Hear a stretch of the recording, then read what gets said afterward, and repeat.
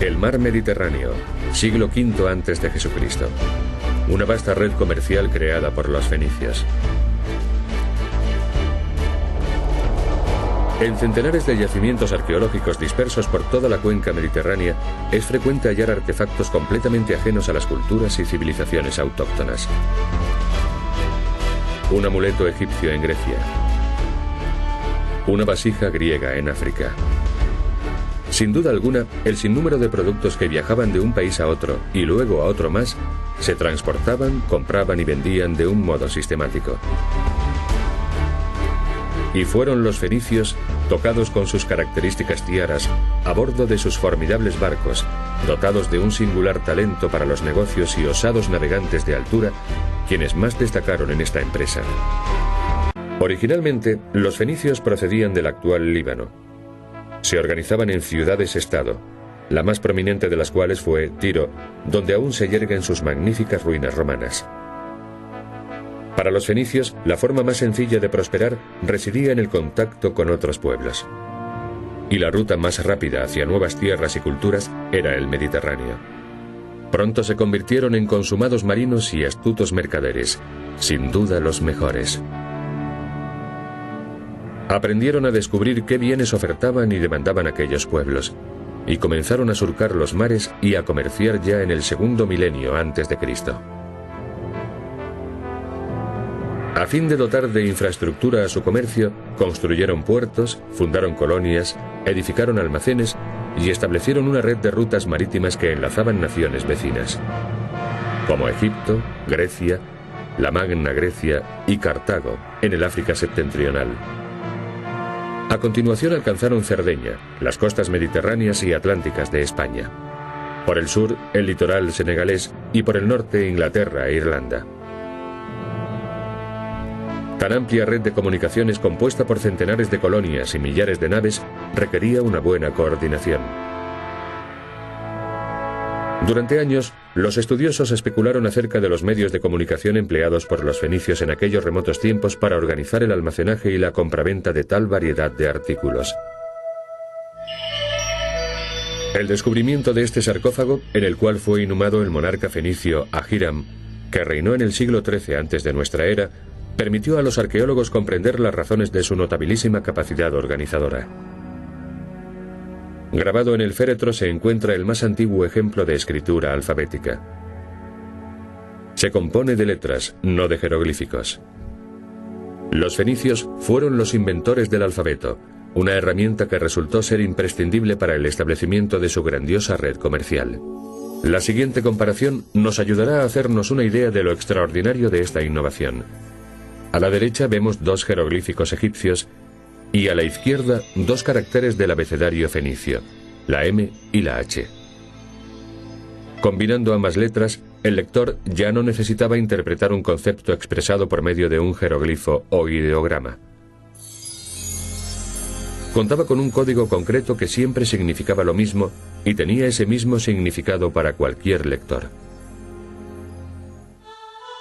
Los comandantes de las flotas fenicias debían dominar un buen número de disciplinas. No solo necesitaban ser expertos conocedores de los mares y las tierras extranjeras, sino que además debían dominar igualmente bien el arte del comercio, qué comprar y qué vender. Una de sus preciosas mercancías era el legendario cedro del Líbano, una madera excelente para la construcción de sólidos cargueros y navíos de guerra. Adquirían la madera de Baalbek, una ciudad situada en las montañas que componían el telón de fondo de las localidades fenicias del litoral libanés. Durante su período helenístico, el nombre de Baalbek, la ciudad del sol, la ciudad de Baal, fue traducido al griego, Heliópolis. Tras cargar los troncos de cedro en sus carros, los mercaderes regresaban a la costa, donde sus barcos los aguardaban. En la Biblia, el profeta Ezequiel afirma que la ciudad fenicia de Biblos, también situada en el Líbano, albergaba los mayores astilleros de la antigüedad. Los fenicios desestiman sus mercaderías y las depositan en la costa. A continuación regresan a bordo y envían señales de humo. Los lugareños divisan el humo, colocan el oro que les ofrecen en pago junto a la mercancía y se retiran. Los fenicios desembarcan y examinan el oro. Si estiman que la cantidad de oro se corresponde con el valor de su género, lo toman y se marchan. De no ser así, vuelven a sus barcos y aguardan hasta que sus expectativas queden satisfechas. Los pueblos africanos eran tan aficionados a los productos del este del Mediterráneo como desdeñosos del metal amarillo abundante en su terruño. Los fenicios hacían un negocio redondo. Les dejaban cerámica y joyas de saldo y partían cargados de oro. Acto seguido, el barco se dirige al norte. De las excavaciones efectuadas en Inglaterra e Irlanda, se desprende que los fenicios arribaron incluso a estas latitudes tan septentrionales. Los numerosos hallazgos indican que a cambio de loza y alhajas, los pueblos del norte les entregaban estaño, un metal muy estimado que tanto griegos como fenicios empleaban para producir bronce y otras aleaciones. Irlanda era el punto de desembarco más septentrional de la ruta fenicia, de modo que tras haber trocado todo su género, los marinos emprendían la travesía de regreso. Sus viajes siempre presagiaban peligros. Cuando estallaba una tormenta en el Atlántico Norte, el arrojado capitán salvaguardaba las vidas de sus tripulantes y la integridad de su carga amarrándose a la proa del navío, a fin de ver con mayor claridad y evitar los arrecifes. Desde allí daba sus órdenes a la tripulación. Si tenían la suerte de sobrevivir a la tempestad, tomaban rumbo sur hacia la colonia fenicia de Gadir, la moderna Cádiz. Aquí los mercaderes compraban hierro y lo pagaban con oro. Después ponían proa a Mallorca y desde allí hacia sus opulentos asentamientos de Cerdeña. En esta isla, una campaña arqueológica sacó a la luz una mina de oro. Evidentemente no se trataba de una veta ni de un filón, sino de un magnífico tesoro compuesto por joyas áureas que actualmente se exponen en el Museo Arqueológico Nacional de Cagliari.